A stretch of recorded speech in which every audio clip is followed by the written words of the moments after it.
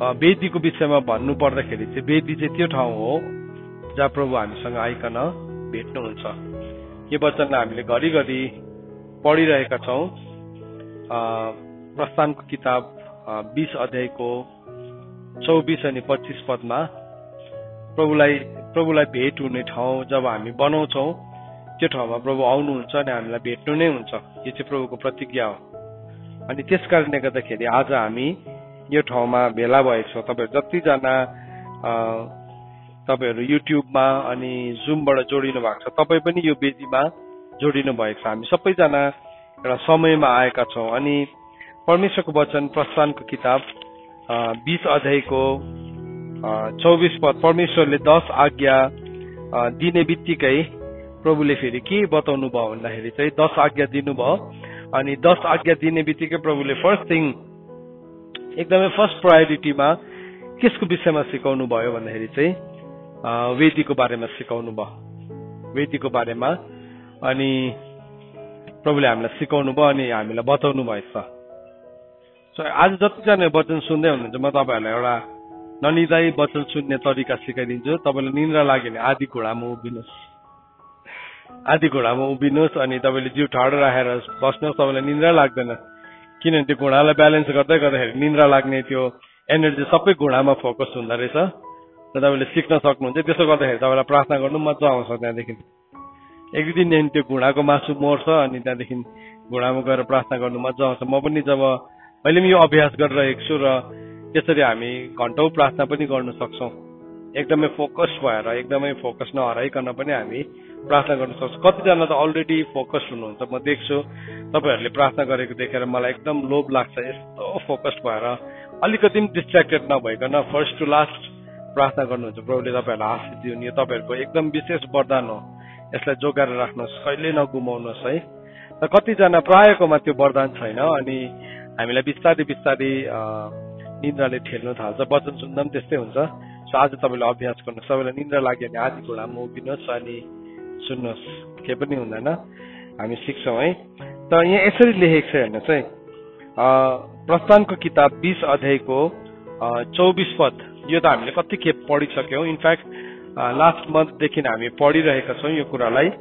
यहाँ के भनेर लेखेको छ भन्दाखेरि प्रभुले भन्नुभएको छ, मेरो निम्ति माटोको वेदी बनाएर त्यसैमा तिमीहरूको होम बलि, मेल बलि, भेडाहरू र तिमीहरूका गोरुहरू चढाउनु। अब हामीले होम बलि, मेल बलि, भेडा र गोरु चढाउने यो सेरिमोनियल ल सकिसकेको छ। यीशु ख्रीष्टले आफ्नै शरीरमा खारिज गरिदिनु भएको छ। सो त्यस कारणले गर्दाखेरि अब हामीले माटो ल्याएर फेरि रातो माटो ल्याउनु पर्ने हो कि कालो माटो ल्याउनु पर्ने हो भन्ने कुराहरूपट्टि पनि जान्छ। सो त्योपट्टि नजाउँ, तर त्यसको सेकेन्ड खण्डमा हामी जान्छौँ। त्यहाँ के भन्नुभएको छ, जहाँ जहाँ म मेरो नाउँको सम्झना गर्नु भनी भन्छु त्यहाँ म तिमीहरू कहाँ आएर तिमीहरूलाई आशिष दिनेछु। र प्रभुले आफ्नो नाउँको सम्झना गर्न दिनुभएको ठाउँमा चाहिँ प्रभु आउनु हुँदो रहेछ अनि उहाँले आइकन हामीलाई आशिष दिनुहुन्छ। र त्यस कारणले गर्दाखेरि हामी त्यो एकतामा आउनु जरुरी छ। यो चाहिँ एउटा स्पिरिचुअल प्रिन्सिपल हो, यो चाहिँ एउटा आत्मिकी सिद्धान्त हो। अनि यो सिद्धान्तले चाहिँ हामीलाई के बताउँदैछ भन्ने सुन्नुहोस् है। स्वर्गको हेभनली ऱ्याम्सको कुराहरू, स्वर्गको कुराहरू चाहिँ नि पृथ्वीसँग कनेक्ट हुने पोइन्ट चाहिँ कुन चाहिँ हो भन्दाखेरि द्याट इज एन अल्टर। स्वर्गले हाम्रो जीवनमा हस्तक्षेप गरेको चाहन्छौँ यदि हामी भन्छौँ भने चाहिँ हामीले सही ढाँचाको वेदी बनाउनु पर्छ। अब शैतानिक वेदी पनि त्यस्तै हो। मतलब जति पनि शैतानको पूजा गर्नेहरू छ, मतलब तपाईँले देख्नुहुन्छ नि स्याटेनिस्टहरूलाई, उनीहरूले के बनाउँछ, लिटरली उनीहरूले वेदी नै बनाउँछ अनि त्यसको रिचुअललाई उनीहरूले यस्तो डेन्जरसली के भन्नु, यति साह्रो भयानक रूपमा माइन्युट डिटेलमा उनीहरूले फलो गर्छ। अनि जब उनीहरू त्यसरी फलो गर्छ उनीहरूसँग के हुन्छ, डिमोनिक ऱ्याम चट्टै जोडिहाल्छ। नरकको मतलब पातालको ढोकाहरू उनीहरूसँग खोलिन्छ अनि उनीहरू एकदमै शक्तिशाली रूपमा, सक्रिय रूपमा काम गर्न सक्छ। सो उनीहरू त्यतिकै आएर उनीहरूले त्यतिकै गर्दैन, उनीहरूले यति साह्रो भयङ्कर के भन्नु, भयङ्कर प्रकारले उनीहरूले फास्टिङ बस्छ, उनीहरूले भयङ्कर त्यो टाइमलाई यति साह्रो डिभोट गर्छ है। त्यो उनीहरूको त्यो वेदीलाई उनीहरूले यस्तो सिरियसली फलो गर्छ। अनि त्यसको फलस्वरूप के हुन्छ, डिमोनिक र्याम उनीहरूकोमा सट्टै खोलिन्छ अनि उनीहरूले यति साह्रो पावरफुल साइन्स एन्ड वन्डर्स गर्छ जो चाहिँ आज हामी प्रभुलाई विश्वास गर्ने मान्छेहरू चाहिँ गर्नु पनि सक्दैन। किनभने हामी अल्टरलाई लिकन सिरियस नै छैनौँ, वेदीलाई लिकन सिरियस नै छैनौँ। सो कतिजनाले वेदी भन्ने बित्तिकै वेदी चाहिँ कस्तो छ, मेरोमा एकपल्ट मेरो अति नै आदरणीय पास्टर साथी आउनु भएको थियो अनि उहाँले मलाई के सोध्नु भन्दाखेरि चाहिँ तपाईँको घरमा त्यो वेदी चाहिँ कुन चाहिँ कस्तो खालको काठको बनाउनु भएको छ, कि उहाँले वेदी भन्दाखेरि चाहिँ काठको यस्तो एउटा केही बक्साहरू जस्तो केही हुन्छ सम्झिनु भएको रहेछ। अन्त मैले होइन त्यस्तो त हुँदैन नि, वेदी भनेको त हाम्रो एउटा एकसाथ भेला हुने ठाउँ हो जहाँ हामी सारा परिवार आइकन प्रार्थना गर्छौँ, त्यो चाहिँ वेदी हो। अनि उहाँले भन्नुभयो म त वेदी भन्दाखेरि चाहिँ के सोचिरहेको थिएँ भन्दाखेरि चाहिँ तपाईँले यस्तै काठको या ढुङ्गाको या माटोको केही बनाउनु भएको छ होला भनिकन। उहाँ एकदमै सिन्सियर मान्छे, उहाँले भन्नुभयो। अनि मैले होइन त्यस्तो हुँदैन, वेदी भनेको चाहिँ यस्तो हो भनिकन मैले उहाँलाई सिकाएँ। त वेदी भन्ने कुरा यति साह्रो इम्पोर्टेन्ट हो यहाँ। त्यसले गर्दाखेरि म कोही बेला वचनको बिचमा तपाईँलाई पुरा हप्काउँछु नि है, नसुत्नुहोस् ननिदाउनुहोस् भनिकन, किनभने त्यो इम्पोर्टेन्ट हो। वेदीमा सबैजना जागा रहनु जरुरी छ।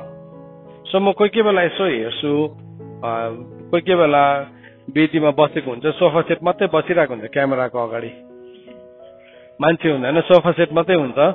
अन्त त्यो सोफा सेट चाहिँ वेदी होइन। कतिजनाको टोपीको त्यो फुर्का मात्रै देखिरहेको हुन्छ, मुनि सुतेर माथिको फुर्का मात्रै हल्लिँदै गरेको हुन्छ। कतिजना चाहिँ यस्तो खुट्टामा मतलब चेयरमा खुट्टा चढाएर है, मतलब खुट्टा दुइटै हात राख्ने आममा चाहिँ खुट्टा यसरी चढाएर बसिरहेको हुन्छ कतिजना। वेदीमा बसेको हुँदैन त्यस्तोले। अब हामी अलिकति मेच्योर हुने समय आयो, त्यस्तो हुँदैन। त्यस्तो वेदी भनेको त्यस्तो हुँदैन। तपाईँ खुट्टा चढाएको अनि कतिजना चाहिँ मजाले सिरानी लगाएर सुतेर हुन्छ। अब हस्पिटलमा छ भने त अर्कै कुरा हो, त्यसमा केही भन्नु छैन मेरो, तर त्यस्तो हुँदैन। तपाईँ वेदीमा आउँदै गर्दाखेरि चाहिँ तपाईँको फुल एटेन्सन चाहिन्छ। किनभने नि किन चाहिन्छ भन्दाखेरि चाहिँ किनभने त्यति बेला चाहिँ स्वर्ग र पृथ्वी जोडिँदै गरेको हुन्छ त्यो वेदीमा चाहिँ। अनि त्यो चाहिँ एउटा यति साह्रो पावरफुल शक्तिशाली समय हो स्वर्ग र पृथ्वी जोडिने। अनि त्यो शक्तिशाली समयमा चाहिँ तपाईँ लापरवाहीसँग बसिराख्नु भएको छ भने चाहिँ त्यसको चाहिँ गणना हुन्छ। अन्त प्रभुले के भन्नुभयो, तिमीहरू वेदी बनाउँदाखेरि वेदीमाथि नउक्लिनु है, नचढ्नु। यसकै हामीले तल 25 पदमा पढ्यो भने के भनेको छ, यही 20को 25 पदमा भनेको छ, तिमीहरूले मेरो निम्ति ढुङ्गाको वेदी बनाउँदा कुदेको ढुङ्गाको वेदी नबनाउनु, किनकि त्यसमा तिमीहरूको हतियार चलाउँदा तिमीहरूले त्यसलाई अशुद्ध पार्नेछौ। मेरो वेदीमा खुड्किलो बनाएर नउक्लनु, किनकि त्यसो गर्दा तिमीहरूको नग्नता उक्लिनेछ। सो प्रभुले यति साह्रो सिरियसली भन्नुभयो, वेदी बनाउँदाखेरि कुदेको ढुङ्गाको नबनाउनु, हतियार लगाएर। सो यो चाहिँ मतलब छेउमा बसेर प्रार्थना प्ले गर्ने होइन हो। हामी अडियो बाइबल घरमा प्ले गर्छौँ, हामी टङ्ग्समा प्रे गरेको पनि हाम्रो घरमा हामी प्ले गरिरहन्छौँ दिनभरि। तर नि म आज भ्याइन, यो अडियो बाइबलले यो टङ्ग्सको प्रार्थनाले मेरो बदली प्रार्थना गरिदियोस् भनेर हुँदैन। यहाँ प्रार्थना गर्दाखेरि त्यो रिप्रेजेन्टेसन हुँदैन त्यसरी। त्यो चाहिँ के हो, हतियारहरू चलाएको। र जब तपाईँ वेदीमा आउनुहुन्छ, सुन्नुहोस्, आज तपाईँले नि परमेश्वरको शक्तिलाई अनुभव गर्नु नभएको कारण चाहिँ किन हो, किन हामीले गर्दैनौँ भन्दाखेरि चाहिँ नि किनभने हामी वेदीलाई लिएर सिरियस नै छैनौँ। हामी बस्छौँ जस्तो कि हामी ग्रुपमा बसेको छ भने साथी पनि बसेको छ, म पनि बसेको भन्ने हिसाबले बस्छौँ। तर होइन, तर जब हामी इमान्दारीसँग बस्छौँ अनि परमेश्वरको समय हामीलाई थाहै हुँदैन, त्यो प्रार्थना गर्दा गर्दै कति बेला प्रभुको प्रेजेन्स सट्टै आउँछ हामीलाई थाहै हुँदैन। किनभने प्रभु चाहिँ आफ्नो समयमा आउनुहुन्छ। त्यति बेला हामीलाई निदाइरहेको भेटाउनु भयो, त्यति बेला हामी उत्तानो परेर बसिरहेको भेटाउनु भयो है, त्यति बेला हामीले लापरवाहीको साथ भेटाउनु भयो भने चाहिँ त्यो चाहिँ परमेश्वरलाई मन पर्दैन। प्रभुले त भन्नुभयो, तिमीहरू सिडी बनाएर खुड्किलो बनाएर नउक्लिनु पनि, वेदीमाथि नचढ्नु पनि, तिमीहरूको नग्नता पनि नदेखोस्, सबै प्रभुले भन्नुभयो। सो हामी त्यो वेदीमा हामीले त्यतिकै लापरवाही गर्नु हुँदैन। किनभने नि जब पनि एउटा मान्छेले वेदीलाई बनाएर लापरवाही गर्छ, त्यो लापरवाहीले चाहिँ नि त्यो परमेश्वरले त्यो वेदीलाई छोडिदिनुहुन्छ, तर त्यसलाई चाहिँ फेरि आइकन शैतानले क्लेम गर्नु थाल्छ त्यो वेदीलाई। अनि शैतानले क्लेम गर्नु थालेपछि चाहिँ तपाईँको स्पिरिचुअल कनेक्सन जति पनि छ नि त्यो चाहिँ सबै डिमोनिक हुन थाल्छ, तपाईँलाई थाहै हुँदैन। त्यस कारणले गर्दाखेरि वेदी भन्ने कुरा चाहिँ गम्भीर कुरा हो। किन हामी जस्तै थाक्दाखेरि पनि, जस्तै गाह्रो पर्दाखेरि पनि हामी अनलाइन प्रेयरको अल्टरलाई हामी भत्काउँदैनौँ, जस्तै जे परिआयो भने पनि हामी कन्टिन्यू गर्छौँ। आज चाहिँ यसको पोस्टपोन भयो, आज कुनै के पर्यो हाम्रो घरमा या त्यो भनेर हामी यसलाई बन्द गर्दैनौँ। किनभने यो प्रभुको नाममा गरिएको। सो त्यस कारणले गर्दाखेरि वेदी चाहिँ त्यो ठाउँ हो। सो एउटा स्पिरिचुअल आत्मिकी वेदी छ जहाँ परमेश्वर हामीसँग भेट्न आउनुहुन्छ भने अर्को वेदी पनि छ जो चाहिँ शैतानिक वेदी हो, जसलाई चाहिँ हाम्रो अनेकताले मल्टिप्लाई गर्न सक्छ। म तपाईँलाई एउटा भर्स देखाउन चाहन्छु बाइबलबाट। सबैले खोल्नुहोस्, होसेको किताब 8 अध्यायको 11 पद। होसेको किताब 8 अध्यायको 11 पद सबैले खोल्नुहोस्।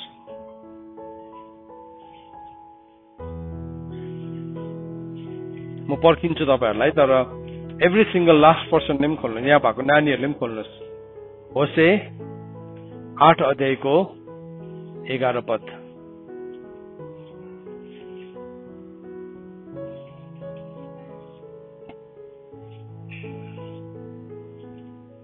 सबैले खोल्नुहोस् ल।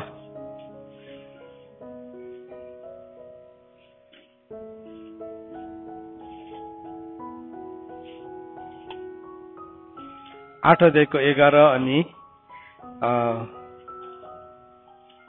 12 पदलाई म पढ्छु। पाउनुभयो सबैले? होसेको किताब 8 अध्यायको 11 अनि 12। एप्रेमले पाप गर्नलाई वेदीहरूको संख्या बढाएको हुनाले ती वेदीहरू त्यसका निम्ति पाप गर्ने वेदी भएका छन्। हेर्नुहोस् है, कतिजनाले चाहिँ वेदीको संख्या बढाउँछ, थुप्रो, यहाँ पनि कमिट गर्छ, त्यहाँ पनि कमिट गर्छ, त्यहाँ पनि गर्छ, एकदमै अनफेथफुल छ, कहीँ पनि अनसक्सेसफुल छैन। पहिला सोध्नुहोस् तपाईँले कुनै काम गर्नुभन्दा पहिला प्रभुलाई। अनि तपाईँ वेदीमा आउनु भएको छ भने तपाईँ इमान्दार हुनुहोस्। एप्रेमले चाहिँ के गरे अरे? एप्रेमले चाहिँ पाप गर्नलाई वेदीहरूको संख्या बढाएको हुनाले ती वेदीहरू त्यसको निम्ति पाप गर्ने वेदी भएका छन्। मैले त्यसलाई मेरो व्यवस्थाको ठुल्ठुलो कुराहरू लेखेको छु, तर ती कुराहरू पराई कुरा गनिए।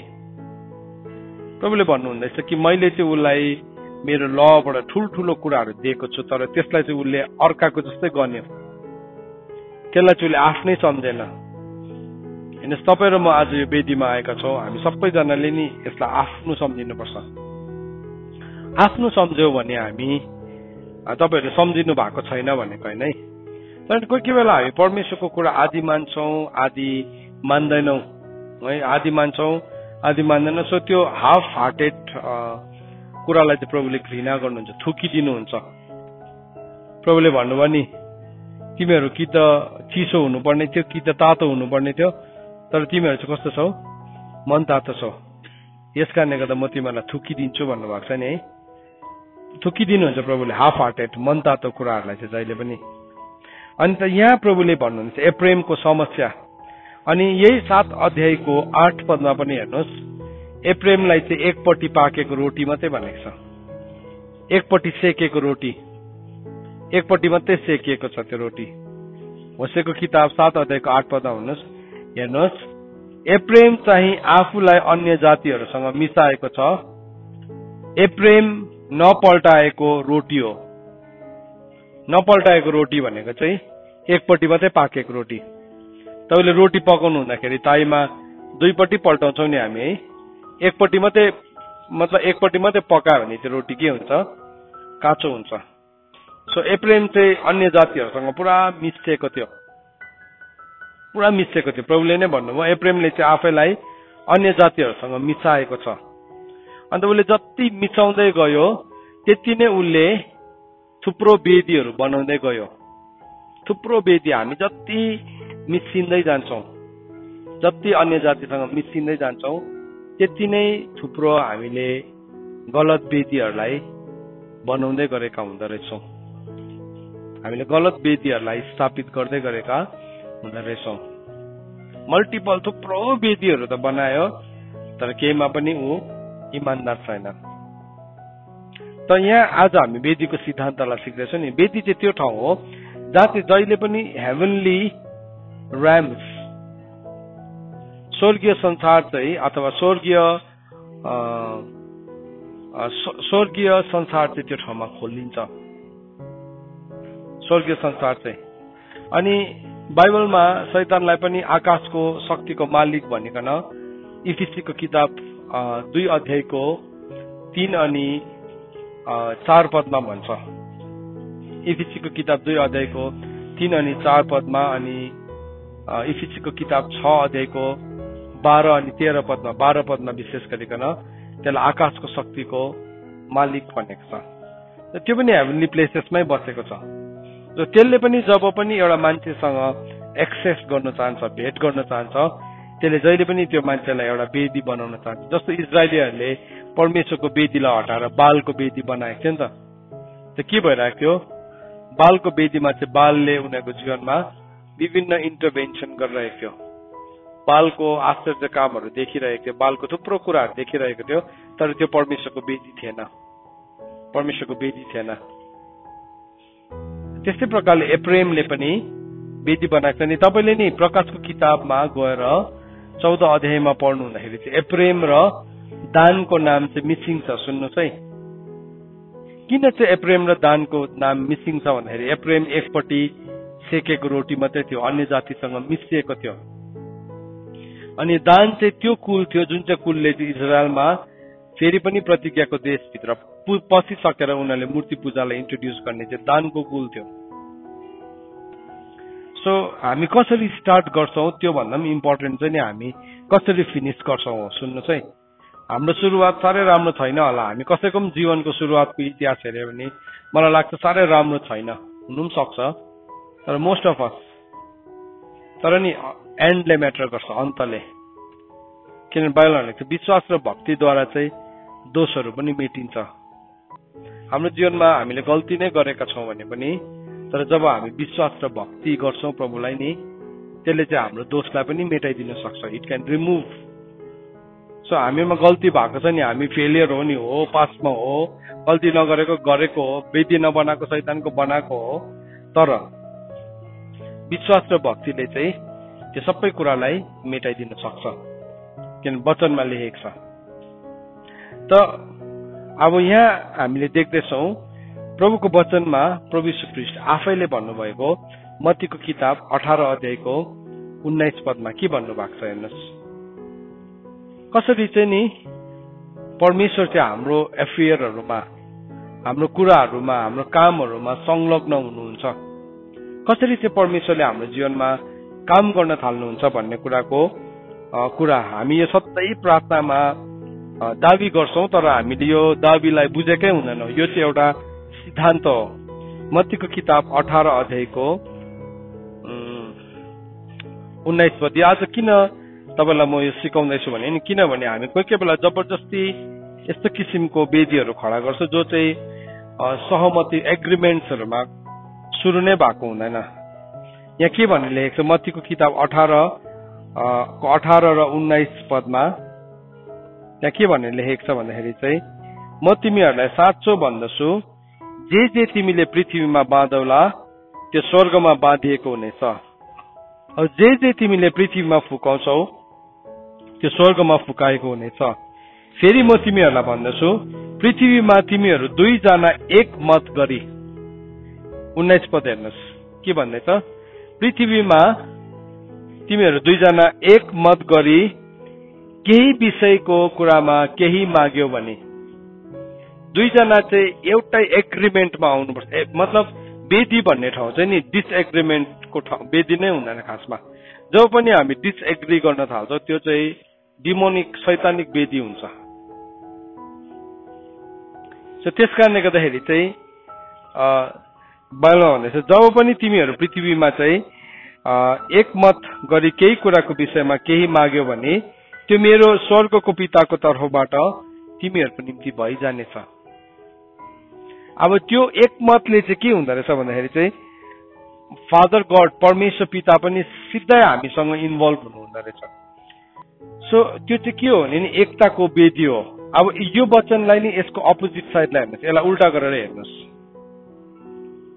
यसलाई उल्टा गरेर हेर्दाखेरि चाहिँ कस्तो देख्छौँ भने नि यदि पृथ्वीमा हामीले वेदी त बनायौँ तर हामीमा हामी एक मत छैनौँ, विभिन्न मत छौँ भने चाहिँ परमेश्वर पिता चाहिँ त्यसमा इन्भल्भ हुनुहुन्न उहाँ चाहिँ हो। त्यति बेला चाहिँ कुन चाहिँ वेदी स्थापित हुन्छ?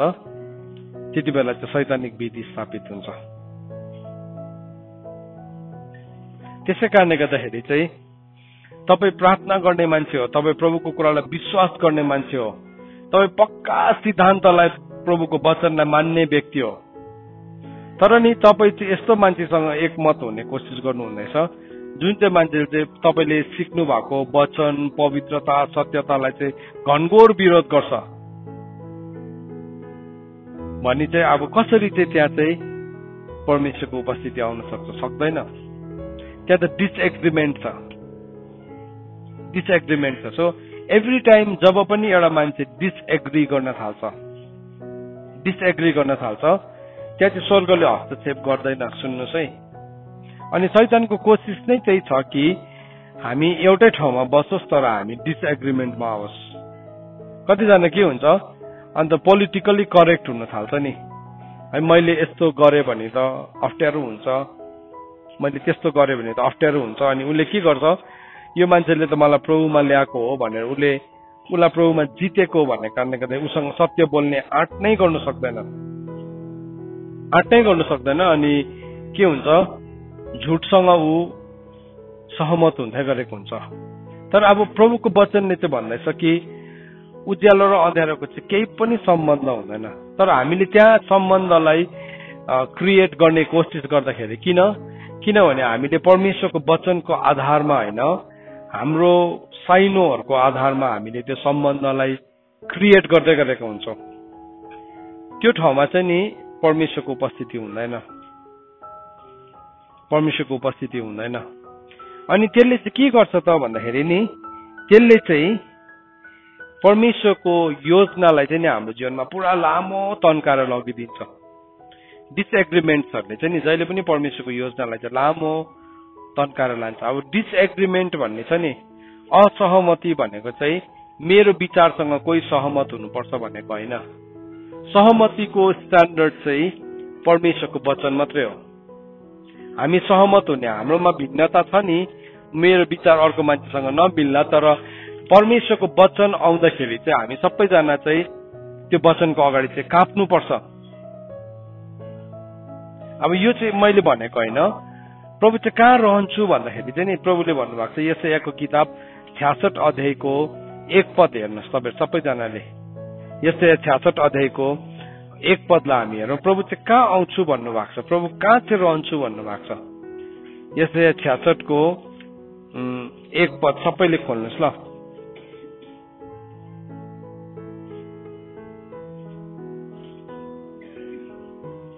1 र 2 पद, यशाया 66 को 1 र 2 पद सबैले खोल्नुहोस् है। अनि त्यहाँदेखि म तपाईँलाई नि बाइबलको घटना देखाउँछु। बाइबलमा घटेको इतिहासलाई हेरौँ हामी। त्यसको बादमा पाउनुभयो सबैले। यशाया 66 को 1 र 2 पद यसरी लेखेको छ, परमप्रभु यसो भन्नुहुन्छ, स्वर्ग मेरो सिंहासन हो र पृथ्वी मेरो पावदान हो। तब त्यो भवन कहाँ छ जो तिमीहरूले मेरो निम्ति बनाउँछौ, र मेरो विश्राम स्थल चाहिँ कहाँ छ? किनकि ती सबै कुराहरू मेरो हातले बनाएका हुन् अनि ती सबै कुराहरू रहेका छन्।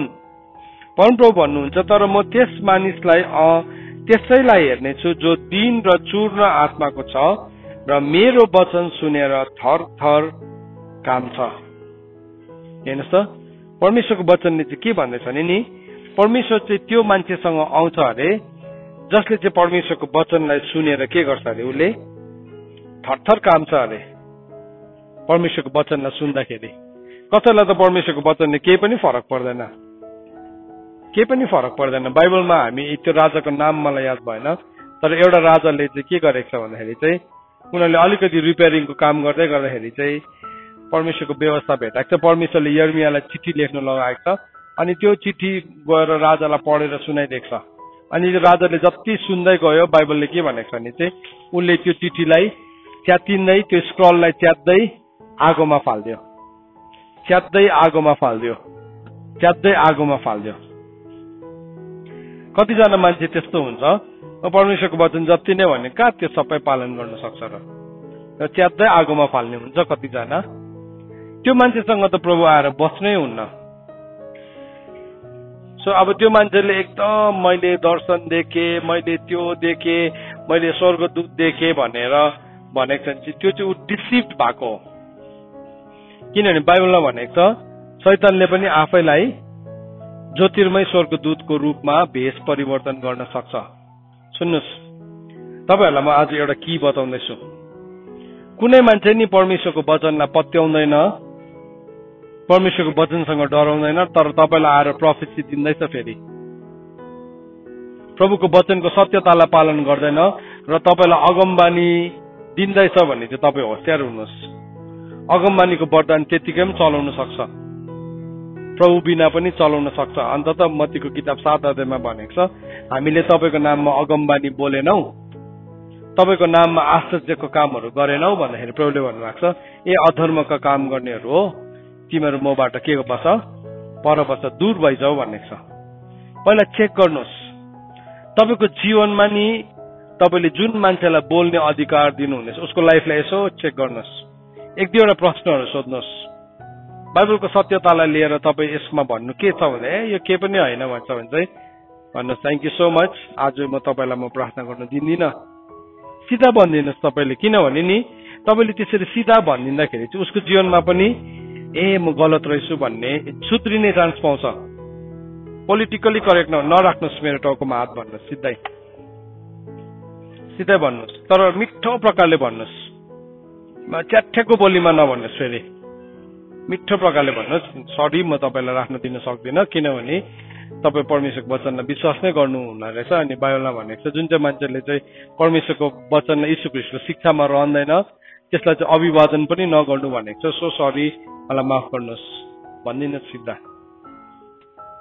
किनभने कतिजना मान्छे चाहिँ के छ भने नि they don't believe the word of God, तर उनीहरूले they want to pray over you, they want to teach you. उनीहरूले तपाईँको जीवनमा प्रार्थना गरिदिन चाहन्छ तर तपाईँलाई सिकाउन चाहन्छ। अनि उसले परमेश्वरको वचनमा लेखेको कुरा त मान्दैन भने चाहिँ हौ के नि तपाईँले चाहिँ अहिले पुरा मतलब हातभरि घाउरे भएको मान्छेलाई चाहिँ तपाईँलाई आएर तपाईँको घाउ सफा गरिदिन्छु, तपाईँलाई नुहाइदिन्छु, तपाईँको हात धोइदिन्छु भने मान्नुहुन्छ? मान्दैनौ नि हामी है। पहिला के भन्छ तपाईँ आफै जाति हुनुहोस् भन्छ नि त, तर हामीले स्पिरिचुअली चाहिँ त्यो कुरा डिसर्न नै गर्न सक्दैनौ।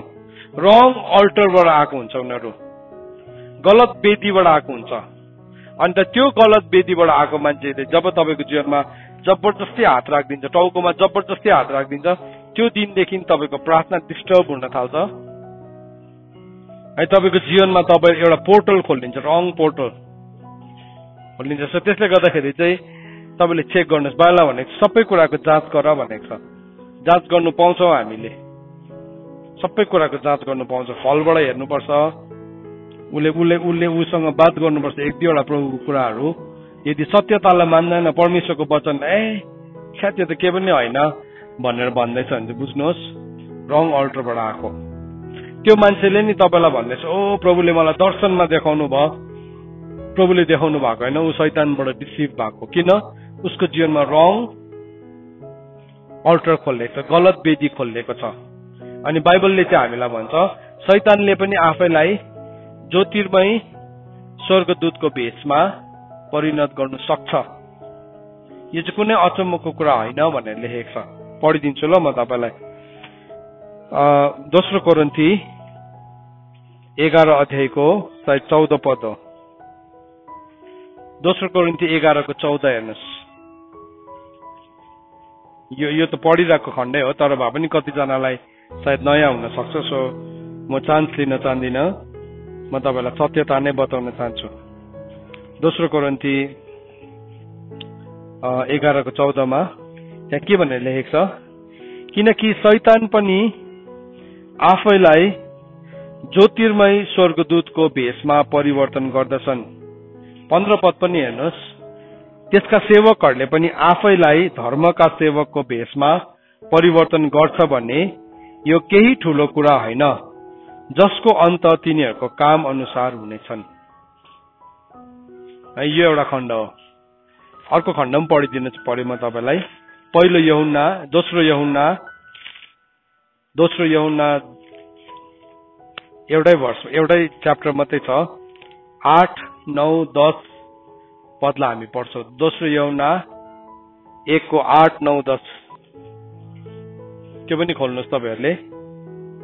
दोस्रो यूहन्ना 1:8, 9 अनि 10 पदलाई खोल्नुहोस्। यहाँ के भनेर लेखेको छ, होशियार रहो, हामीले गरेका कामको नतिजा गुमाउने होइन, तर पूरा इनाम पाउने हो। अगाडि बढ्ने तर ख्रिस्टको शिक्षामा नरहनेसँग चाहिँ परमेश्वर रहनुहुन्न। जो शिक्षामा रहन्छ त्यससँग पिता र पुत्र दुवै रहनुहुन्छ। यदि तिमी कहाँ आएर यही शिक्षा ल्याउँदैन भने त्यसलाई घरमा स्वागत नगर्नु, त्यसलाई अभिवादन पनि नगर्नु, किनकि त्यसलाई अभिवादन गर्ने त त्यसका दुष्ट कामहरूमा सहभागी हुन्छ। सो त्यसको अल्टरसँग हामी गएर मिसिहाल्छौँ। सो ख्रिस्टको शिक्षा ल्याउँदैन, प्रभु यीशु ख्रिस्टको शिक्षा ल्याउँदैन, वचनको शिक्षा ल्याउँदैन। वचनको शिक्षालाई चाहिँ उसले होइन भनेर टारिदिँदैछ भन्ने चाहिँ बाइबलले भनेको छ। उसलाई घरमा पनि नल्याउनु, उसलाई त इभन अभिवादन पनि नगर्नु अरे, जय मसीह पनि नभन्नु भन्दैछ।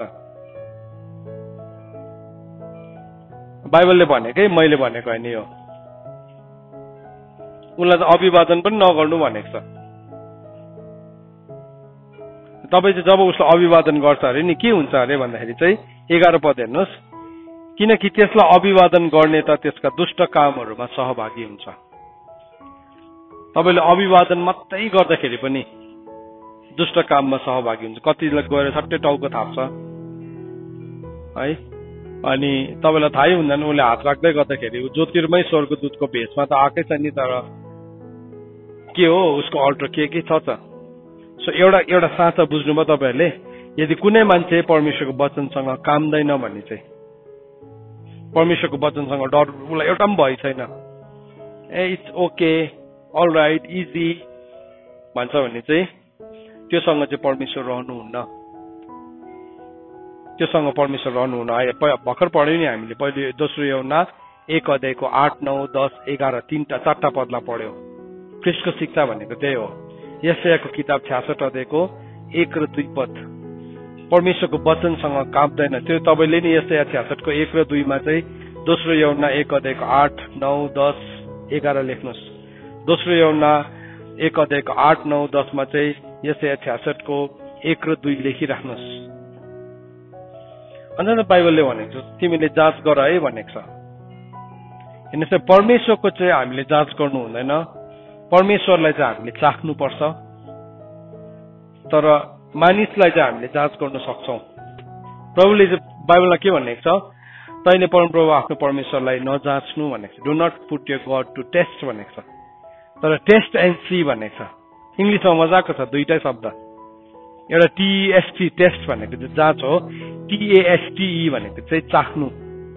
सो परमेश्वरलाई चाहिँ TEST गर्नु हुँदैन अरे, जाँच्नु हुँदैन अरे, तर परमेश्वरलाई चाहिँ चाख्नुपर्छ अरे है। उहाँलाई चाहिँ चाखिएर कति भलो हुनुहुन्छ।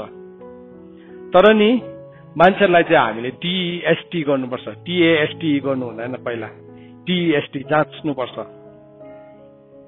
त्यो मान्छेले भन्दै गरेको कुरा चाहिँ परमेश्वरको वचनमा छ कि छैन।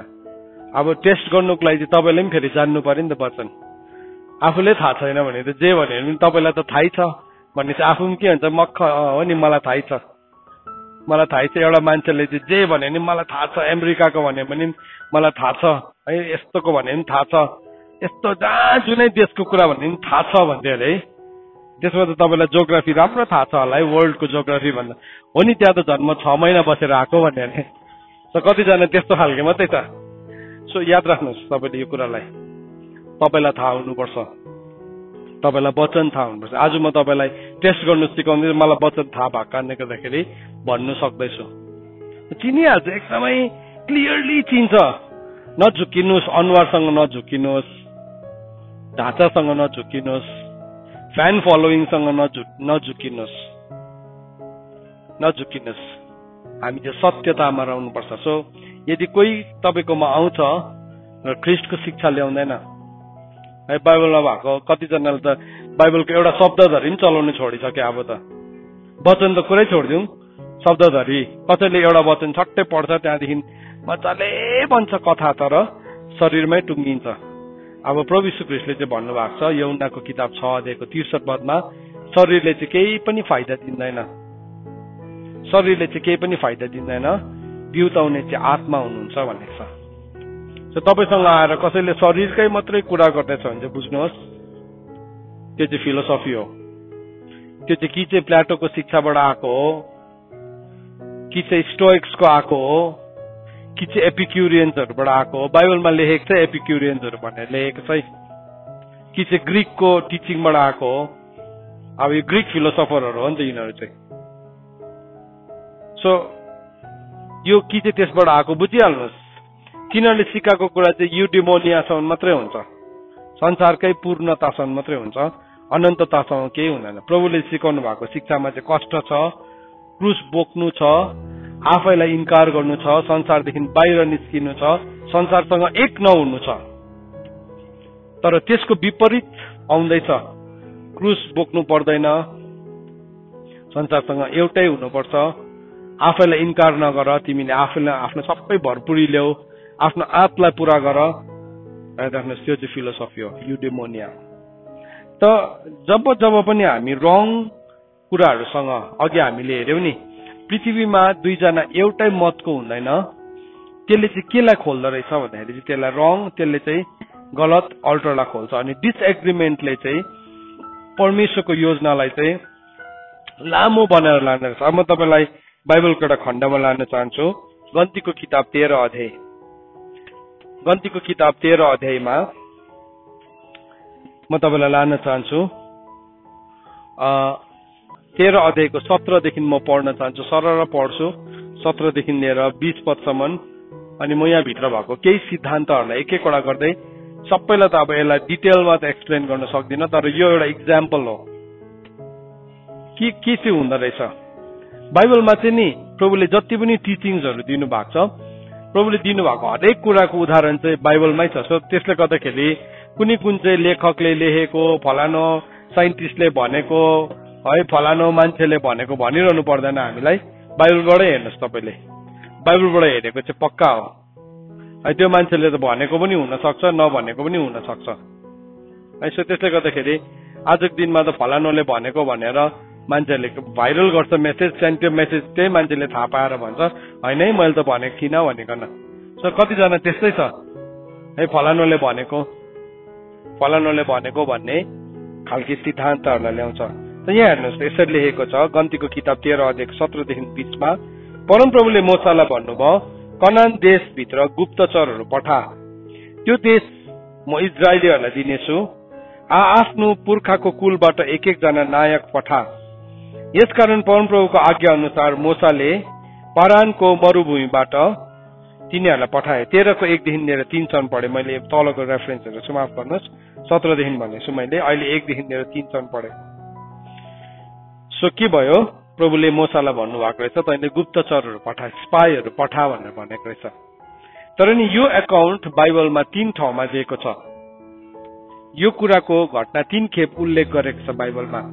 अर्को खेप कहाँ उल्लेख गरेको छ भन्दाखेरि नि गन्तीको किताब 32 अध्यायको 8 देखि 11 पद।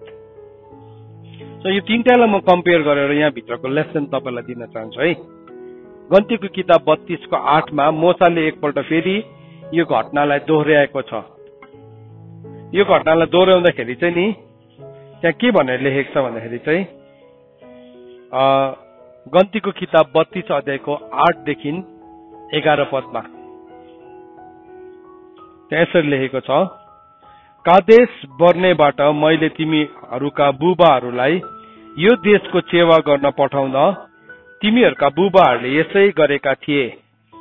जब तिनीहरू एस्कोलोनको बेसीमा गएर यो देश देखे, तब परमप्रभुले तिनीहरूलाई दिनुभएको देशमा नजाउन् भनी तिनीहरूले इजरायलीहरूका चित्त खलबल्ल पारिदिएका थिए। त्यस दिन परमप्रभु क्रोधित हुनुभयो र यसो भनेर शपथ खानुभएको थियो, मैले अब्राहम, इजाक र याकुबसित शपथ खाएर प्रतिज्ञा गरेको देशमा मिश्रबाट आएका 20 वर्ष उभका कोही पनि पस्न पाउने छैन, किनकि तिनीहरूले पूर्ण रूपले मलाई पछ्याएनन्। हेर्नुहोस् है, यो एकाउन्ट मोसाले फेरि गन्तीको 32को 8मा पनि दिएको छ। अब फेरि व्यवस्थाको 1को 22 देखि लिएर 25 पदमा पनि यो एकाउन्ट दिएको छ, तर त्यो अलिकति डिफरेन्ट छ। त्यसलाई हेरौँला आज, भेरी इन्ट्रेस्टिङ छ यो कुरा। तपाईले खोल्नुहोस् व्यवस्था 1को 22 देखि लिएर 25। व्यवस्था 1को 22 देखि लिएर 25 पद। यहाँ यसो भनेर लेखेको छ, मोसाले फेरि उसले वृत्तान्त दिएको छ। वृत्तान्त दिँदै गर्दाखेरि यहाँ अलिकति डिफरेन्ट भएको छ कुरा। मोसाले के भनेको छ, अनि तिमीहरू सबैले म कहाँ आएर भन्यौ, भेद लिनलाई हाम्रा अघि मानिसहरू पठाऊ। अघि चाहिँ हामीले के पढ्यौं भन्दाखेरि परमेश्वरले पठा भनेको पढ्यौं हामीले, तर मोसाले मान्छेहरूलाई भन्दैछ तिमीहरूले नै भनेको थियो भेद लिनलाई पठाऊ। सो त्यो भेद लिनलाई पठाऊ भनेर चाहिँ नि उनीहरूले भनेको रहेछ, अनि प्रभुले पनि त्यो कुरामा एग्रिमेन्ट दिनु भएको रहेछ। सो यतापट्टि हामीले गन्तीमा पढ्दाखेरि चाहिँ प्रभुले पठाउनु भएको जस्तै बुझ्यौ, तर मान्छेले नै भनेको थिएछ, समुदायबाटै भनेको थिएछ कि हामी चाहिँ भेद लिनलाई पठाऊ, अनि त्यस देशमा हामी कुन बाटो जानुपर्ने र कुन कुन शहरमा आइपुग्नेछौ भन्ने खबर तिनीहरूले हामी कहाँ ल्याउनेछन्। यो कुरा मलाई बेस लाग्यो, अनि मैले हरेक कुलबाट एक जना गरी 12 जना मानिसहरू छाने। अघि गन्तीको किताब 13 अध्यायको 1 देखि लिएर 3 पदमा चाहिँ परमेश्वरले पठाउनु भएको भनेर लेखेको छ, तर यहाँ व्यवस्थाको किताब 1 अध्यायको 22 देखि लिएर 25 पद पढ्दै गर्दाखेरि चाहिँ मानिसहरूले पठाऊ भनेर भनेको छ।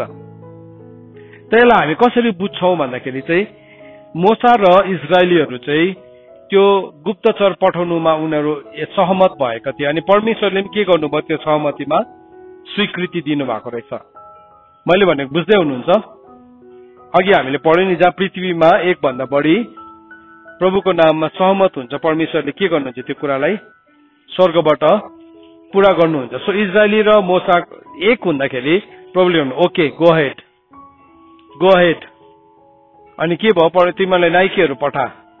अनि उनीहरूले नाइके पठायो, अनि उनीहरूले भेद लिनु पठाएको छ। अनि भेद लिनु पठाउँदाखेरि चाहिँ 8 वटा पोइन्टमा पठाएको रहेछ, 8 वटा उनीहरूको पोइन्ट्स रहेछ। हेर्नु चाहिँ जब पनि हामीले स्पिरिचुअल वारफेयर गर्छौं नि, यो हामीले जान्नुपर्छ। कतिजना मान्छे चाहिँ के हुन्छ, आफै नै तयारी भएको हुँदैन, आफै नै भर्खर प्रभुमा आएको हुन्छ, आफै नै वेल इक्विप्ड हुँदैन वचनसँग, एकैचोटि स्पिरिचुअल वारफेयर गर्नु जान्छ। म मेरो गाउँमा भएको सबैलाई जितिदिन्छु प्रभुमा, त्यहाँ भएको सबैलाई लडाइदिन्छु, लडाउनु सक्दैन। परमेश्वरले जहिले पनि स्ट्राटेजी दिनुहुन्छ, प्लान दिनुहुन्छ, अनि त्यो प्लान चाहिँ नि कति बेला इस्टाब्लिस हुन्छ भने जब हामी एकतामा आउँदो रहेछौँ। त उनीहरू गएको छ, गन्तीको किताब 13 अध्यायको 17 देखि 20 सम्म मोसाले के भनेर पठाएको रहेछ भन्दाखेरि, मोसाले तिनीहरूलाई कनान देशको भेद लिन पठाएर तिनीहरूलाई भने, यहाँबाट लागेर नेगेव भनिने दक्षिण क्षेत्रबाट पहाड़हरूमा जाऊ। नम्बर 1 त्यो देश कस्तो छ, नम्बर 2 त्यहाँ बस्ने मानिसहरू बलिया छन् कि निर्धा छन्, नम्बर 3 धेरै छन् कि थोरै छन् सो पत्ता लगाऊ, नम्बर 4 उनीहरू बसेको देश असल छ कि खराब छ, कस्तो छ, नम्बर 5 उनीहरू छाउनीमा कि किल्लामा कस्ता शहरहरूमा बस्दो रहेछन्, नम्बर 6 जमिन कस्तो छ, मलिलो कि रुखो, नम्बर 7 त्यहाँ जंगल छ कि छैन सो हेर, नम्बर 8 र त्यहाँको केही फलफूलहरू ल्याऊ भनेर पठाएको रहेछ। सो यो 8 वटा पोइन्टले लगिकन गएको रहेछ। अनि के भयो, उनीहरू फर्केर आएको छ। अब फर्केर आएको 13 को 21 देखि लिएर 25 पदमा हेर्नुहोस्, त्यहाँ यसो भनेर लेखेको छ, यसैले तिनीहरू उक्लेर गई जिनको उजाड स्थानबाट लेबो हमाततिरको रहोबसम्म त्यस देशको भेद लिए। तिनीहरूले नेगेवतिर उक्लेर हेब्रोनमा पुगे, जहाँ अनाकका सन्तान अहिमन, शेषै र तलमै बस्थे। हेब्रोन चाहिँ मिश्रको सोवन शहर भन्दा 7 वर्ष पहिले निर्माण गरिएको थियो। त्यसपछि तिनीहरू एस्कोलको बेसीमा गए र त्यहाँबाट दागको हाँगाको एक झुप्पा काटेर एउटा घोचामा हाली 2 जनाले बोकेर ल्याए। तिनीहरूले अनार र नेबारा पनि ल्याए र इजरायलीहरूले त्यहाँबाट त्यो झुप्पा काटेको हुनाले त्यस ठाउँको नाम एस्कोलको बेसी राखिएको हो। 40 दिनको अन्तमा त्यस देशको भेद लिइसकेपछि तिनीहरू फर्के। सो उनीहरू गयो, उनीहरूले के गर्दैछ, उनीहरूको कमन रिपोर्ट उनीहरूले त्यहाँ भएको मान्छेलाई बुझ्यो, कुन चाहिँ जात बस्दो रहेछ, अनि त्यो सहरहरू कहिले निर्माण भएको थियो, त्यहाँ कस्तो फल फल्दो रहेछ, त्यो सबै उनीहरूले के गर्यो, उनीहरूले त्यहाँ भएको सबै अंगुरदेखि लिएर नेबारादेखि लिएर अनारदेखि लिएर सबै कुरा लिएर आयो। अनि उनीहरूले त्यो ठाउँको नाम पनि एस्कोल भनेर राखे, किनभने त्यहाँ चाहिँ उनीहरूले अंगुर काटेको थियो। अब यो पढ्दै जान्दैछु म अझै 13:26 देखि 29। तिनीहरू फर्केर पारानको मरुभूमि भएको कादेशमा मोसा, हारून र इजरायलका सारा समुदायका आए र सारा समुदायलाई सम्पूर्ण वृत्तान्त बताइदिए र तिनीहरूलाई त्यस देशको फल फूल देखाए। तिनीहरूले मोसालाई यसो भने, तपाईले पठाउनु भएको ठाउँमा हामी पुग्यौं, साँच्चै नै दूध र मह बग्दो रहेछ, अनि त्यसको फलफूल यही हो। र त्यहाँ बस्ने मानिसहरू बलिया रहेछन् र शहरहरू पर्खालले घेरिएका र ज्यादै ठूला ठूला रहेछन्। त्यसबाहेक हामीले अनाकका सन्तानहरू पनि देख्यौं। नेगेव भनिने दक्षिण क्षेत्रमा अमालेकीहरू र पहाडी क्षेत्रमा हित्ती, यबुसी र एमोरीहरू, अनि समुद्रको नजिक र यर्दन नदीको किनारमा कनानीहरू बस्दो रहेछ। कमन रिपोर्ट थियो यो चाहिँ। गयो, उनीहरूले कमन रिपोर्ट लिएर आयो। त्यति बेला नै 30 पदमा चाहिँ कालेब र योसुले के भनेको छ, तब कालेब मोसाको सामु मानिसहरूलाई शान्त गराएर भने, हामी तुरन्तै त्यहाँ गएर त्यो देश कब्जा गरौं, किनकि त्यो हामी अवश्य जित्न सक्छौं। सो के भयो, कालेबले चाहिँ भन्यो, लेट्स गो एन्ड कन्कर, हामी जित्न सक्छौं। किन? प्रभुले भन्नुभएको छ। प्रभुले उनीहरूलाई अलरेडी प्रतिज्ञा गर्नुभएको थियो, तिमीहरूलाई म दूध र मह बग्ने देशमा लान्छु अनि तिमीहरूले त्यहाँ भएको सबै जातिलाई हराउँछौ। सो कालेब कन्फिडेन्ट थियो। त्यहाँ जाने जब 12 जना थियो, 12 जनामा 2 जना चाहिँ कन्फिडेन्ट थियो, कालेब र योसु चाहिँ। तर अरू 10 जनाले चाहिँ के गरेको छ हेर्नुहोस् त, 31 र 32 हेर्नुहोस्, 13 को 31 र 32। उनीहरूले 5 वटा नराम्रो खबर ल्याएको छ। 5 वटा नराम्रो खबर ल्याएको छ। तर यसो भनेर लेखेको छ, तर तिनीसँग जाने मानिसहरूले भने, ती मानिसहरूको विरुद्धमा हामी जान सक्ने छैनौं। नम्बर 1। नम्बर 2, किनकि ती हामी भन्दा बलिया छन्। नम्बर 3, भेद लिन गएको देशबाट नराम्रो खबर सुनाएर तिनीहरूले इजरायलीहरूलाई भने। नम्बर 4, हामीले भेद लिएर आएको देशले त आफ्नै बासिन्दाहरूलाई पनि निल्दो रहेछ। अब उनीहरूले झुट पनि बोल्दैछ त्यहाँ। अनि यहाँ भन्दैछ, हामीले देखेका मानिसहरू दैत्य जस्तै रहेछन्। अब कालेबले चाहिँ के भन्दैछ, हामी सक्छौं, हामी जाउँ, हामी जित्न सक्छौं। अब 2 किसिमको रिपोर्ट आयो यहाँ। 2 किसिमको रिपोर्ट आयो। एउटाले चाहिँ के भन्दैछ, साहसको रिपोर्ट ल्याउँदैछ, अर्कोले चाहिँ कमजोरीको रिपोर्ट ल्याउँदैछ। सो के भयो, यहाँ डिसएग्रीमेन्ट भयो। उनीहरूको बीचमा मिलाप छैन। उनीहरूको बीचमा के भयो, त्यो 10 जना भेद लिनेले चाहिँ भन्यो 10:2 को रेसियो थियो। आजको दिनमा पनि त्यस्तै छ। 12 जनामा 10 जनाहरू चाहिँ डराउने छ, 2 जना मात्रै साहसी छ। तर नि त्यो 10 जना डराउनेहरूको चाहिँ के समस्या भएको छ भन्दाखेरि चाहिँ परमेश्वरले चाहिँ नि तिनीहरूलाई प्रहार गरेर मार्नु भएको छ। तपाईले नि नेक्स्ट च्याप्टरमा तपाईले हेर्नु भने नि परमेश्वरले तिनीहरूलाई मार्नु भयो। परमेश्वरले चाहिँ उनीहरूलाई त्यति बेला नै मार्नु भयो। अनि उनीहरूलाई चाहिँ रूढी लागेर मर्यो भनेको छ। रूढी लागेर मर्यो भनेर कहाँ लेखेको छ भने नि 14 अध्यायको 35 देखि लिएर 38 पदमा, त्यो जुन चाहिँ 10 जना मान्छेले चाहिँ हामी जानु सक्दैनौ भने नि त्यो मान्छे चाहिँ रूढी लागेर मरेको छ। हेर्नुहोस् 14 अध्यायको 35 देखि 38 पढ्नुहोस् तपाईले, खोल्नुहोस् सबैले। 14 अध्यायको 35 देखि 38 पद यसो भनेर लेखेको छ, यो बोल्ने म परमप्रभु हुँ, मेरो विरुद्ध भेला हुने यस दुष्ट समुदायलाई म यसै गर्नेछु। यसै उजाड स्थानमा तिनीहरू मरेर मेटी जानेछन्। मोसाले भेट लिन पठाउँदा आएर खराब समाचार दिने मानिसहरू परमप्रभुको सामने रूढीले मरे, किनभने तिनीहरूले अशुभ खबर ल्याएर जम्मै समुदायलाई मोसाको विरुद्धमा बोल्न लागेका थिए। देशको भेद लिन जाने मानिसहरू मध्ये खाली नूनका छोरा यौसु र यपुनेको छोरा कालेब मात्रै जीवित रहे। कतिजना मान्छेहरू नि यस्तो नराम्रो खबर ल्याउनुमा च्याम्पियन हुन्छ। सुन्नुहोस् है, रूढीले पर्खिरहेको हुन्छ। हामीले ठट्टा गर्नु हुँदैन। परमेश्वरले नि हामीलाई जित्नु सक्छौ तिमीले भनेर भनेको ठाउँलाई चाहिँ हामी जित्न सक्छौ। तर त्यो जित्नु सक्छ भनेको बेलामा नि जब त्यो शंका ल्याए नि मान्छेहरू के गरेको छ भन्दाखेरि नि 14 अध्यायको 1 देखि लिएर 4 पदसम्म मानिसहरू चाहिँ रातभरि कराई रुएछ, कराई रुयो। अनि इजरायलीहरू सबै मोसा र हारूनको विरुद्धमा गनगनाए र उनीहरूले के भन्यो, हामी मिश्र देशमै भएको भए असल हुने थियो।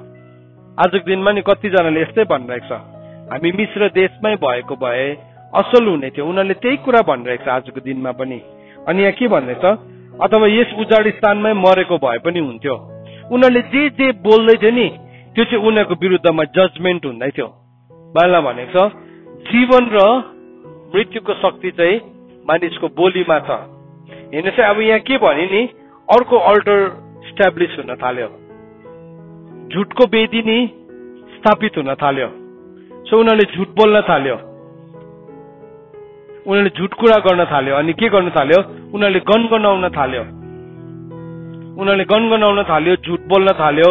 अनि परमेश्वरले इन्साफ गर्दै गर्दाखेरि के भन्नुभयो, ओके तिमीहरूले भन्यौ नि यो जंगलमै मरेको भए पनि ठिकै हुन्थ्यो, तिमीहरूलाई म यही जंगलमै मार्छु भन्नुभयो। सो त्यस कारणले गर्दा तपाईँले के बोल्दै हुनुहुन्छ प्रार्थना गरिसकेर? कतिजनाले नि प्रार्थना गर्छ फेरि झुट नै बोल्छ। बोल्नु हुँदैन। हामीले विश्वास साहस गर्नु चाहिँ नि हाम्रो निर्णय हो। प्रभुले भन्नुभएको छ खुब बलियो हो अनि साहसी हो। त्यो चाहिँ प्रभुको कमान्ड हो। बलियो हुनु र साहसी हुनु चाहिँ परमेश्वरको कमान्ड हो। शैतानले चाहिँ चाहन्छ कि हाम्रो मुखबाट आफ्नै निम्ति मृत्युको कुरा बोलोस्, आफ्नै निम्ति झुटको वेदीहरू बनाओस् भनेकन त्यसले चाहन्छ। तर हामीले नि त्यो झुटको वेदीलाई बनिनु दिनु हुँदैन। हामीले झुटको वेदीलाई बनिनु दियो भने चाहिँ त्यो हाम्रो विरुद्धमा मृत्यु भएर आउन सक्छ। सो के भयो, मान्छेहरू रातभरि कराए, उनीहरूले यही मिश्र देशमै मरेको भए असल हुने थियो, अथवा यस उजाड स्थानमा मरेको भए पनि हुने थियो। किन परमेश्वरले हामीलाई तरवारलाई मार्नलाई यस ठाउँमा लाँदै हुनुहुन्छ? हाम्रो जहान र बाल बच्चा लुटका स्वरूप पक्रिनेछ। अब मिश्र देशमा नै फर्किन हामीलाई उचित होइन र? अनि तिनीहरूले आपसमा भने हामी एउटा अगुवा चुनेर मिश्रमा फर्कौं। सो उनीहरूले के गर्यो, अब मिश्रमा फर्किने अगुवालाई पो चुन्यो। आज पनि यस्तै छ, मिश्रमा फर्किने अगुवाहरूको धेरै चुनाव छ। धेरै चुन्छ मान्छेले मिश्रमा फर्काइदिने।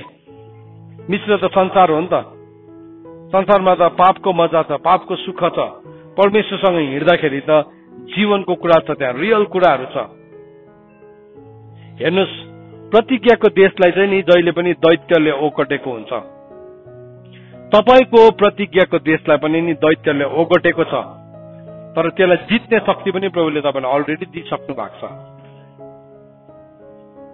तर त्यसले चाहिँ कति बेला चाहिँ हामी जित्दैनौँ भन्दाखेरि नि जब हामी झुटको वेदी बनाउँछौँ नि, जब हामी अविश्वासलाई ल्याउँछौँ नि, त्यति बेला चाहिँ हामी जित्दैनौँ। त्यति बेला चाहिँ के हुन्छ, हामी संसारमा फर्किने एउटा लिडर पो खोज्छौँ, संसारमा फर्केर जानुलाई। आज थुप्रो जना मान्छेहरू संसारमा फर्किरहेको छ। थुप्रो जना मान्छेहरू प्रभुको सत्यतामा उभिनु सकेको छैन, परमेश्वरको वचनको सत्यतालाई ग्रहण नै गर्न सक्दैन। उनीहरू संसारमा फर्किँदैछ। मेरो प्रियहरू, हामी संसारमा फर्किनु हुँदैन। किनभने बाइबलमा भनेको छ संसारसँगको मित्रता चाहिँ परमेश्वरसँगको शत्रुता हो भनेको छ। जब हामी संसारसँग मित्रता गर्छौं नि त्यति बेला के हुन्छ, हामी परमेश्वरसँग शत्रु हुन्छौं। अनि के भयो, त्यो हुने बित्तिकै अर्को मान्छेहरूले भन्दैछ फेरि, अब 14:6 पढ्छु 9सम्म, देशको भेद लिन गएकाहरू मध्ये नूनका छोरा यहोशु र यपुनेको छोरा कालेबले आफ्ना लुगा च्याते र इजरायलीहरूको सारा समुदायलाई तिनीहरूले भने, हामी भेद लिन गएको देश अत्यन्त असल देश छ। यदि परमप्रभु हामीसँग प्रसन्न हुनुभयो भने उहाँले हामीलाई त्यस देशमा ल्याउनु हुनेछ। त्यो दूध र मह बग्ने देश हामीलाई दिनुहुनेछ। केवल परमप्रभुको विरुद्धमा खडा नह र त्यस देशको मानिसहरूसित नडराउ, किनकि उनीहरू त हाम्रा शिकार हुनेछन्। उनीहरूको सुरक्षा उनीहरूबाट हटिसकेका छन्। यो कुरा सुन्दै गर्दाखेरि नि, तर परमप्रभु हामी तर्फ हुनुहुन्छ, उनीहरूसँग नडराउ भन्दैछ है। त्यो कुरा सुन्ने बित्तिकै मान्छेहरूले थ्याङ्क यू भनेन रहेछ। 14:10 हेर्नुहोस् त, तर सारा समुदायले तिनीहरूलाई ढुङ्गाले हान्नुपर्छ भन्ने मतो गरे। सुन्नुहोस् है, सत्य बोल्नेलाई त ढुङ्गाले हान्नुपर्छ भन्दैछ। अब यहाँ स्टेफनलाई पनि ढुङ्गा हिर्काएर मारेको, उसले सत्य बोल्दै गर्दाखेरि। यहोशु र कालेबलाई पनि नि ढुङ्गा हिर्काउनु खोजेको रहेछ। तपाईँलाई पनि हिर्काउनु खोज्छ, तपाईँलाई पनि ढुङ्गा हिर्काउनु खोज्छ। नडराउनुहोस्, त्यति बेला नडराउनुहोस्, किनभने प्रभु तपाईँको साथमा हुनुहुन्छ। The lord is with you. यदि प्रभु तपाईँको साथमा हुनुहुन्छ भने तपाईँको विरुद्धमा को खडा हुन सक्छ? को चाहिँ खडा? दाउदले के भनेको छ, प्रभु तपाईँको सहायताले चाहिँ नि म सेनामाथि पनि जय लाग्छु भनेको छ। मेरो विरुद्धमा लडाईँ खोल्यो भने मेरो मन चाहिँ कातर हुँदैन, भजन सङ्ग्रह 27 अध्यायमा भनेको छ।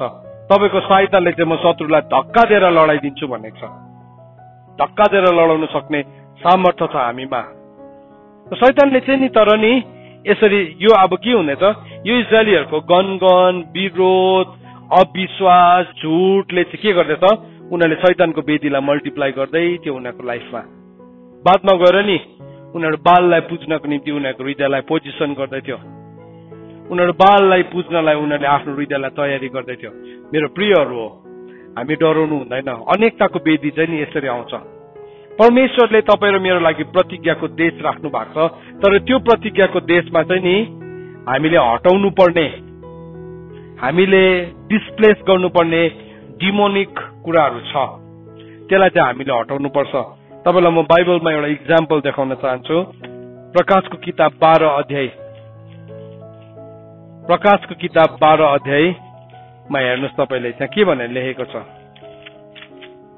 प्रकाशको किताब 12 अध्याय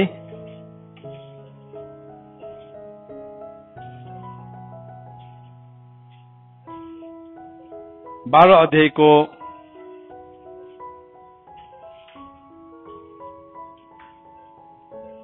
1 देखि नै पढ्छु म। अनि स्वर्गमा एउटा ठूलो चिन्ह देखियो, अर्थात् सूर्य पहिरेकी, चन्द्र खुट्टामुनि र शिरमा 12वटा ताराको मुकुट लगाएको स्त्री देखियो। त्यो गर्भवती थिए र जन्माउने अवस्थाको पीडामा प्रसव वेदनाले कराउँदै रहेछिन्। अब स्वर्गमा अर्को एउटा चिन्ह देखियो र हेर 7वटा शिर, 10वटा सिंह र शिरमा 7वटा राजमुकुट भएको एउटा ठूलो रातो अजिङ्गर जस्तो पशु थियो। अब त्यसको पुच्छरले स्वर्गको तेस्रो भागको ताराहरूलाई तान्दो रहेछ र तिनीहरूलाई पृथ्वीमा फाल्दो रहेछ। अब त्यसले जन्माएपछि त्यसको बालकलाई निल्नलाई त्यो सुत्केरी हुने लागेको स्त्रीको सामने त्यो अजिङ्गर जस्तो पशु खडा भयो। अनि सारा जातिलाई फलामको डण्डाले शासन गर्ने एउटा छोरो जन्माए र त्यसको बालक परमेश्वर र उहाँको सिंहासनमा उठाएर लगे। अब त्यो स्त्री चाहिँ वनभित्र भागे, जहाँ त्यसलाई 1260 दिनसम्म त्यसको पालन पोषण होस् भनेर परमेश्वरबाट तयार गरिरहेको त्यसको एउटा ठाउँ रहेछ। अनि स्वर्गमा लडाई भयो। हेर्नुहोस् है, स्वर्गमा नि लडाई हुन्छ। जब चाहिँ हुर्केको छोराहरू स्वर्ग उठाइन्छ नि, त्यति बेला लडाई हुन्छ। त्यहाँबाट पनि त्यो डिमोनिक कुराहरूलाई चाहिँ तल खसालिन्छ। यहाँ के भन्दैछ, अब स्वर्गमा लडाई भयो। माइकल र तिनका दूतहरू त्यस अजिङ्गर जस्तै पशुसँग लडाई गर्न गए र अजिङ्गर जस्तै पशु र त्यसका दूतहरूले युद्ध गरे। अब तिनीहरूले जित्न सकेनन्, न त तिनीहरूको निम्ति स्वर्गमा फेरि कुनै ठाउँ नै रह्यो। अनि त्यो अजिङ्गर जस्तै पशु तल फाकियो र त्यो वृद्ध साँप, दियाबल र शैतान भनिने सारा संसारलाई ठग्ने पृथ्वी तलामा फाकियो र त्यसका दूतहरू त्यसका साथसाथै फाकिए। जब त्यो हुर्केको छोराहरू खडा हुन्छ नि, त्यसले चाहिँ स्वर्गमा पनि लडाईँ हुन्छ, स्वर्गमा पनि त्यो स्वर्गीय स्थानलाई चाहिँ त्यो दियाबलले ओगटेर बसेको छ, त्यसलाई हटाइदियो। यहाँ पनि उनीहरूले हटाउनु पर्ने थियो दैत्यहरूलाई। सुन्नुहोस्, तपाईँको प्रतिज्ञाको देशलाई चाहिँ नि दैत्यहरूले रुल गरिरहेको हुन्छ, तर तपाईँमा नि तपाईँ र ममा अनेकताको वेदी आयो भने चाहिँ हामी तिनीहरूलाई जित्न सक्दैनौँ। जित्नुको लागि पनि नि हाम्रो जीवनको आयुहरू पुरा वर्षहरू तन्किन्छ, अविश्वासले गर्दा, गनगनले गर्दाखेरि, विरोध गर्ने मान्छेहरूको कारणले गर्दाखेरि। त्यस कारणले गर्दाखेरि बाइबलले भन्छ त्यो मानिस चाहिँ धन्यको हो जो दुष्टको युक्तिमा चल्दैन, पापीहरूको मार्गमा खडा हुँदैन, गिल्ला गर्नेहरूको बैठकमा बस्दैन। हो, त्यस कारणले गर्दा यो कुरा चाहिँ हामीले अभोइड गर्नुपर्छ हाम्रो लाइफबाट। किनभने हामी दुष्टको युक्तिमा चल्यौं, पापीहरूको मार्गमा हिँड्यौं र गिल्ला गर्नेको बैठकमा बस्यो भने चाहिँ नि त्यहाँबाट चाहिँ अनेकताको वेदी खडा हुँदै गरेको हुन्छ। अनि त्यो अनेकताको वेदीले चाहिँ के हुन्छ भने नि हाम्रो जीवनको सबै समयलाई के गरिदिन्छ, त्यसले लम्बाइदिन्छ।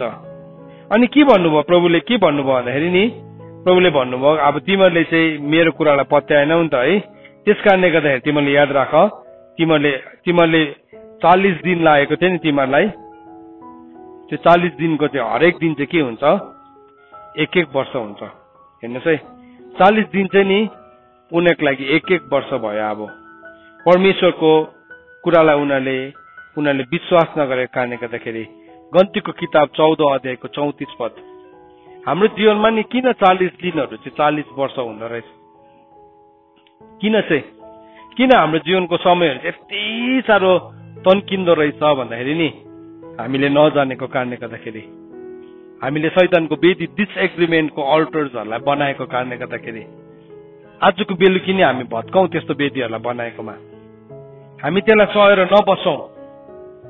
हेर्नुहोस् यहाँ के भन्दैछ, हेर्नुहोस् त तपाईँले 14 को 34 हेर्नुहोस्, तिमीहरूले त्यस देशको भेद लिन 40 दिन बिताएका थियौ, यसकारण दिनको 1 वर्ष गरी 40 वर्षसम्म तिमीहरूले आफ्नो अधर्मको फल भोग्दै रहनेछौ।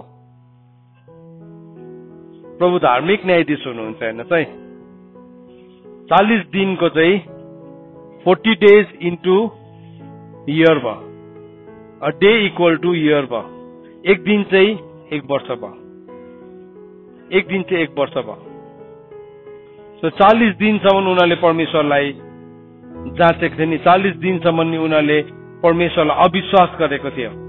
सो त्यो 40 दिनको अविश्वास चाहिँ केमा परिणत भयो? 40 वर्षमा। कतिजनाको हामी फ्रुटफुल हुन नसकेको कारण नै त्यही हो, किनभने हामीले परमेश्वरको कुरालाई विश्वास गर्दैनौँ, हामी पत्याउँदैनौँ। प्रभुले दिन्छु भनेको कुरालाई पनि हामी प्रतिज्ञा गर्दैनौँ। हामी भिडसँग लागेर हामी पनि के गर्छौँ, हामी झुट बोल्नुपट्टि लाग्छौँ, हामी छल गर्नुपट्टि लाग्छौँ। धेरैजना मान्छेहरू हार्दो रहेछ यो बीचमा, के बेसी दबाउको बीचमा। सनै सकेन, निर्णय त लियो नि, तर बीचमा गएपछि के भयो, सकेन। सुन्नुहोस् है, त्यसले चाहिँ तपाईँको जीवनको समयहरू लामो बनाइदिन्छ। तपाईँ दीर्घायु हुन्छ होइन कि, तपाईँको समस्याको समयहरू चाहिँ लामो हुन्छ। प्रभुको कुरालाई विश्वास गर्नु नसक्दाखेरि अनेकताको वेदी हो त्यो चाहिँ। That is the altar of disunity. So यो घटना नि इतिहासमा पहिला घटेको छ भने यो घटना फेरि घट्न सक्छ। यो चाहिँ हाम्रो लागि के हो, यो सबै लेखिदिएको चाहिँ उदाहरण हो। उनीहरूले के गरेन भने नि अघि हामीले पढ्दै थियौँ, मोसाले दिएको वृत्तान्तमा हामीले पढ्दै थियौँ, गन्तीको किताब 32 अध्यायको 8 देखि लिएर 11 पदमा त्यहाँ के भनेको छ, तिमीहरूले परमेश्वरले पूर्ण रूपले पछ्याएनौ, तिमीहरूले नै परमेश्वरलाई you did not follow God with all your heart, तिमीले चाहिँ परमेश्वरलाई पूर्ण हृदयले पछ्याएनौ। हेर्नुहोस्, हामीले जब परमेश्वरलाई पूर्ण हृदयले पछ्याउँदैनौ नि तब चाहिँ हाम्रो जीवनको कुराहरू चाहिँ अधुरो हुन्छ। कतिजनाले प्रभुलाई पछ्याउँदैछन् तर पूर्ण हृदयले पछ्याएकै छैन। पूर्ण हृदयले पछ्याउनु पनि जरुरी छ।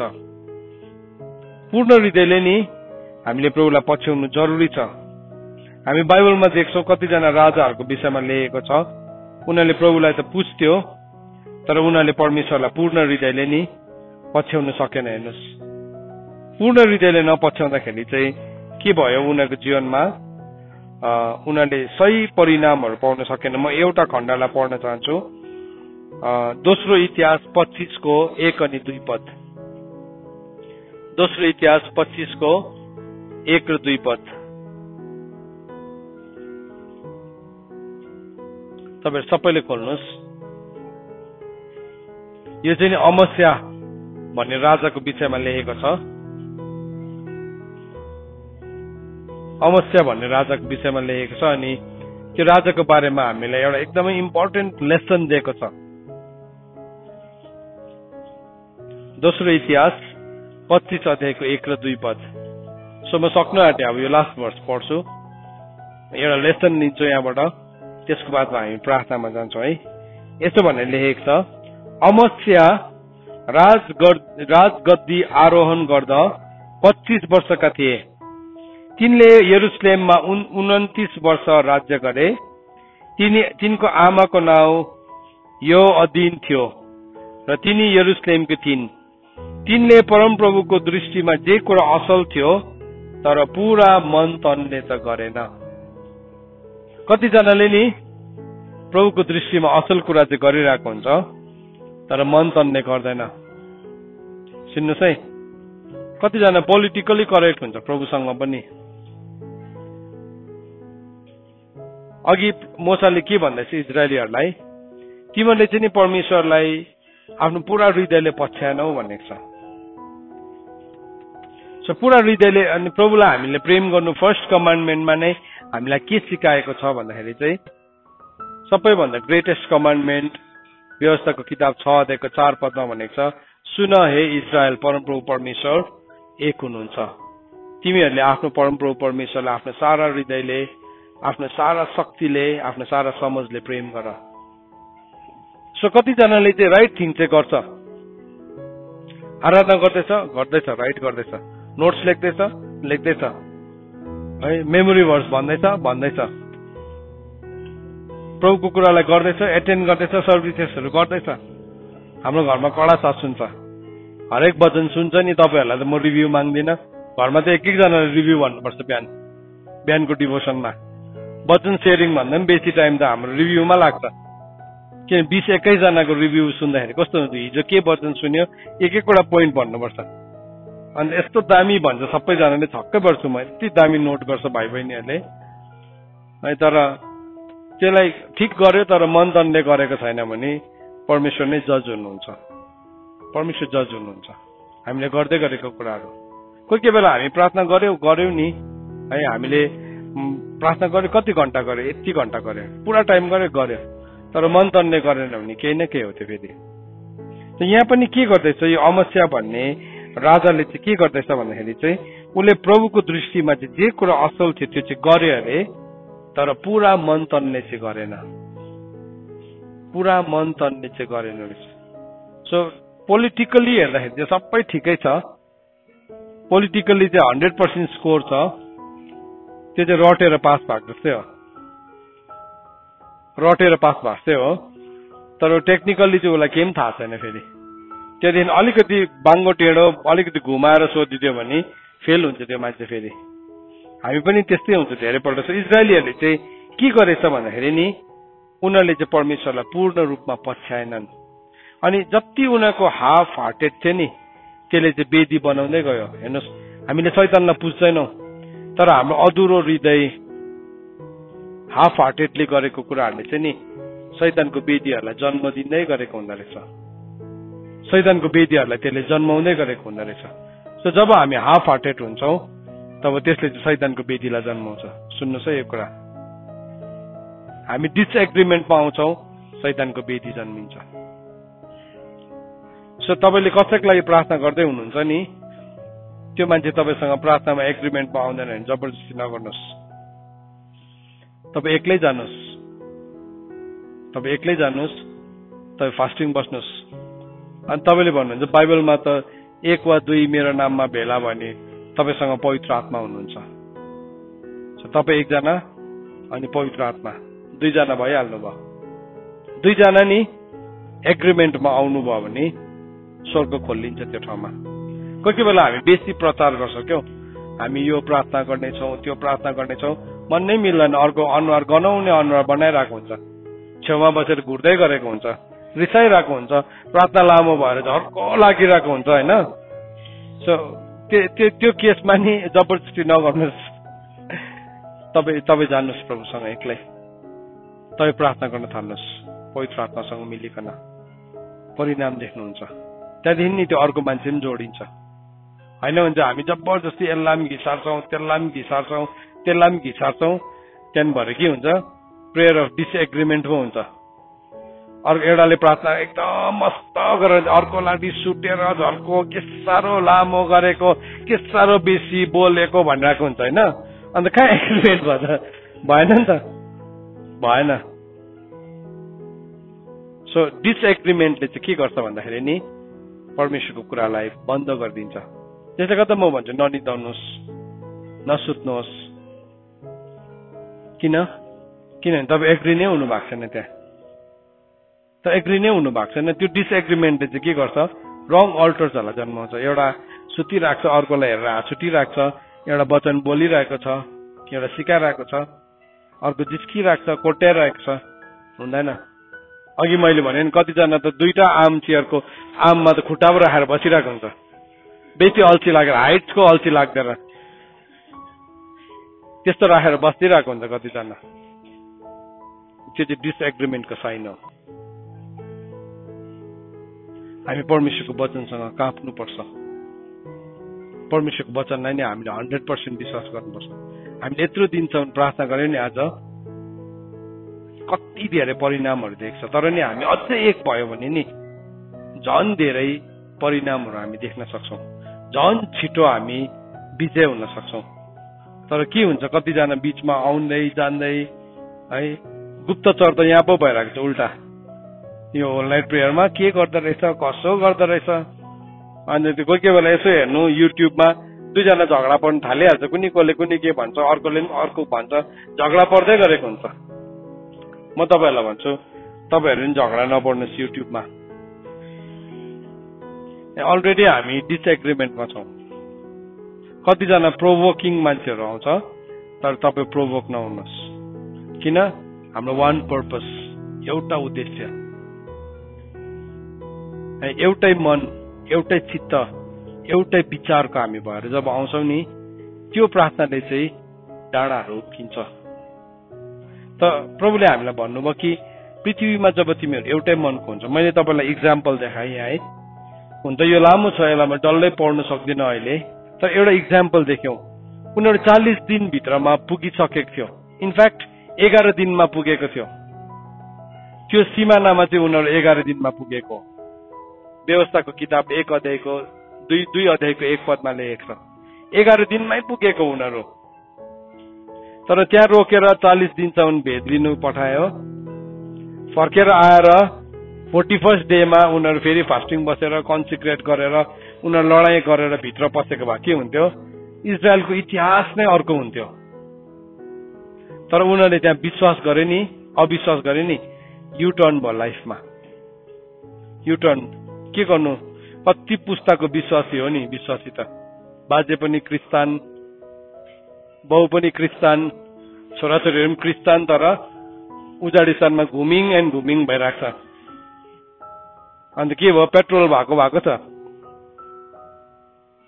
मरेर सबै त्यो लास्ट चाहिँ फसिल फ्युल भइरहेको छ। सानो मान्छे मरेको, अन्त त्यत्रो 30 लाख मान्छे मर्दाखेरि त त्यहाँ त पुरै फ्युल छ नि। खाडी देशमा बेसी तेल पाएको कारण पनि त्यही हो, मान्छेको लासबाटै बन्ने, त्यहाँबाट पुरा तेल बन्ने।